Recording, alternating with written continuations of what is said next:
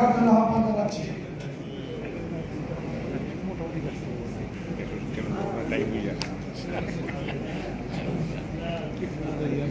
আমাদের সকলের প্রিয় পোশাক শিল্পের বাংলাদেশের বিভিন্ন স্থান থেকে আগত নেতৃবৃন্দ, মালিক ভাইয়েরা এবং মঞ্চ ভূমিষ্ঠ আমাদের অত্যন্ত স্পষ্টবাদী নেতৃবৃন্দ, যারা এতদিন পোশাক শিল্পকে এত সুন্দর অবস্থানে পৃথিবীর বুকে প্রতিষ্ঠিত করেছেন, সেই সকল নেতৃবৃন্দ সকলকে অভিনন্দন জানিয়ে আমি আমার সংক্ষিপ্ত বক্তব্য শুরু করছি। প্রথমে আমি ইদানিং একটা কানের মধ্যে একটা কথা আসে যে অমুকের লাইসেন্স নাই, অমুকের এটা নাই, অমুকের উপর ভিত্তি করে এখানে রেলওয়ে আছেন। তখনকার আমলের প্রতিষ্ঠিত ব্যবসায়ী, সফল ব্যবসায়ী তারাই ছিলেন। পরিস্থিতির শিকার হয়ে বিভিন্ন কারণে এবং আমাদের ব্যর্থতার কারণে তারা আজকে ব্যর্থ হয়েছে বিভিন্নভাবে। আমি যখন সভাপতি ছিলাম তখন থেকেই কিন্তু আমি তাদের সঙ্গে নিয়ে আন্দোলন করেছি। এখন নতুন একটা আসছে, তাদের ট্রেড লাইসেন্স থাকবে, এত বছর তারা ব্যবসা করতে কীভাবে।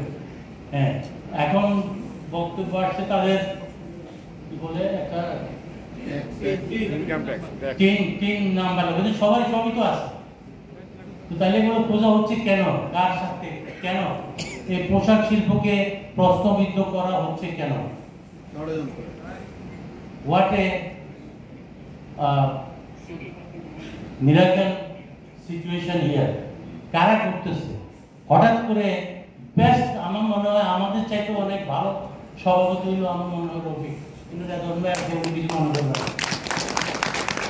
সে এতদিন আমি নিজে চোখে, আমি তো অনেকদিন একটু ইয়েতে ছিলাম, আমি 24 ঘন্টার মধ্যে 18 ঘন্টা 19 ঘন্টা তার টেলিফোন, মুনির ভাই, আমি, রেদওয়ান ভাই, আমরা পাইতে ছেড়ে গত কয়েক মাস আমরা কিন্তু রাত্রে ঘুমোতে পারতাম রবিকের টেলিফোনের জন্য।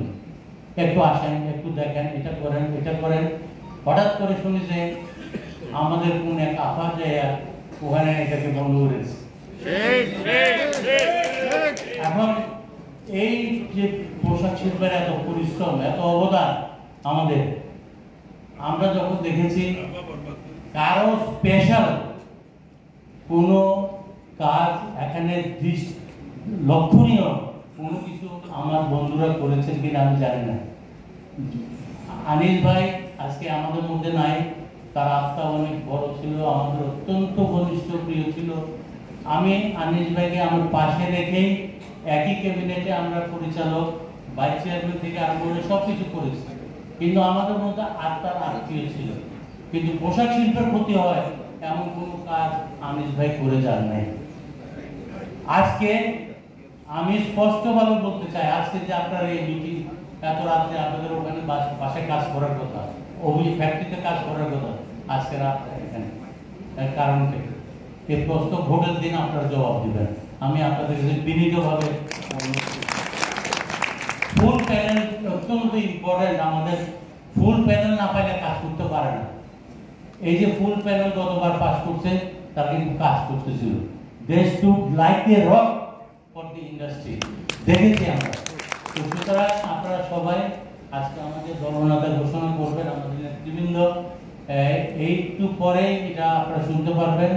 আমরা চাই যে আগের মতো আমরা ইউনিট দিয়া আবারও আমরা এই যে ওখানে তো প্রেসিডেন্ট ওষুধ খাওয়ার জন্য পাওয়া যায় না, আর এখানে সবই প্রেসিডেন্ট।